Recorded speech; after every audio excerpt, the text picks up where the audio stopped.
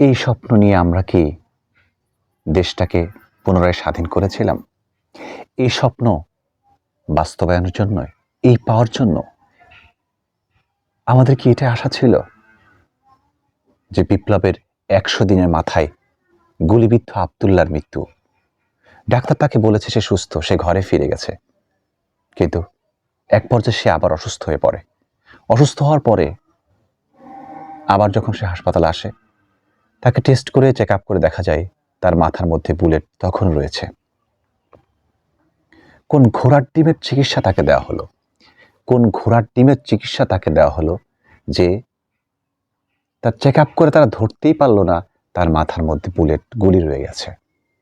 যাক, সে তো দুনিয়ার থেকে চলে গেল, কিন্তু মৃত্যুর পরে উপদেষ্টাদের একজনও তার জানাজায় শরিক হয়নি। অথচ দরকার ছিল এই আব্দুল্লাহর খাটলা উপদেষ্টারা বহন করবে, কারণ এদের রক্তের উপর দিয়েই কিন্তু উপদেষ্টারা চেয়ারে বসেছে। কিন্তু আমাদের দেশে যেই চেয়ারে বসে, এটা সমস্যা কি সেই মানুষটা যেন চেয়ারের সাথে লেগে যায়, উঠতে পারেন না, চেয়ারের সাথে এমনভাবে আটকে যায় যে উনি আর চেয়ার থেকে উঠতে পারেন না। উনি মন্ত্রণালয়ে বসেই কি দেশ পরিচালনা করতে চান? কিন্তু উপদেষ্টায় যারা আছে অধিকাংশ তারা বিপ্লবী নয় একজনও। আমরা চেয়েছিলাম যারা বৈষম্য দূর করার জন্য জীবন দিয়েছে, পঙ্গু হয়েছে, প্রথম তাদের অধিকার তো নিশ্চিত হওয়ার দরকার ছিল, কিন্তু তারা ধুকে ধুকে চিকিৎসাহীনভাবে মৃত্যুবরণ করছে। মৃত্যুর পরে এরপরেও তাদের জানাজায় শরিক হতে পারছে না।